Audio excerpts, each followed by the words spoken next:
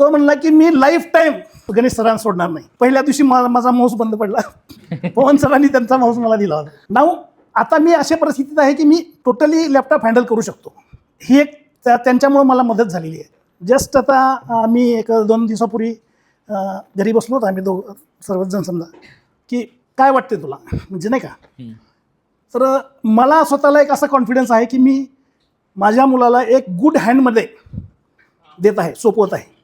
एक योग्य माणसाच्या थँक्यू सो मच गायडन्समध्ये मी मुलाला सोपवत आहे. याचा एक मला आज म्हणजे अनुभव आला आणि त्याचा मला अभिमान पण वाटतो. आज मी मागे बसलो होतो, सरांनी काय म्हणले की याच्यानंतर कुणाला मेंटॉर व्हायचं का. त्यावेळेस त्यांनी हात केला, त्यावेळेस पण आय बिकेम हॅपी. आणि दुसरी त्यांनी गोष्ट बोललेली सांगतो सर. आता हे पर्सनल कन्व्हर्सेशन तुम्हाला वाटेल की घरच्या गोष्टी चालल्या, परंतु तो म्हणला की मी लाईफ टाईम गणेश सरांना सोडणार नाही, अशी त्याची एक इच्छा आहे.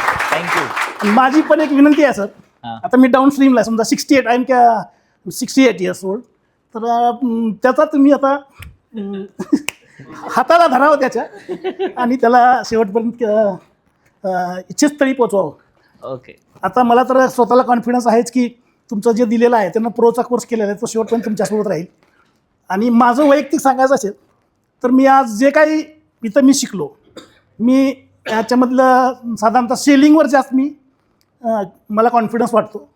त्याच्याशिवाय मला SMCचा कॉन्फिडन्स वाटतो. तर माझे जी काही फंड्स कुठं म्युच्युअल फंडात असतील किंवा FDs आहेत त्याच्यानुसार मी जसं जसं मला अनुभव येईल 2-3 महिने आणखीन मी बॅक टेस्टिंग करीन. दररोज येऊन बसत होतो इथं, पुढं पण येऊन बसेन आणि कॉन्फिडन्स येईल तसं तसं हळूहळू फंड तिकडला ब्रेक करून इकडं वापरून और त्याला देईन काहीतरी होईल समजा. पण मी सुद्धा काही ना काही करेन. 3% तर मी ॲटलिस्ट 3 to 4% तर काढणार मी असं सोडणार नाही. चालेल. Thank you sir.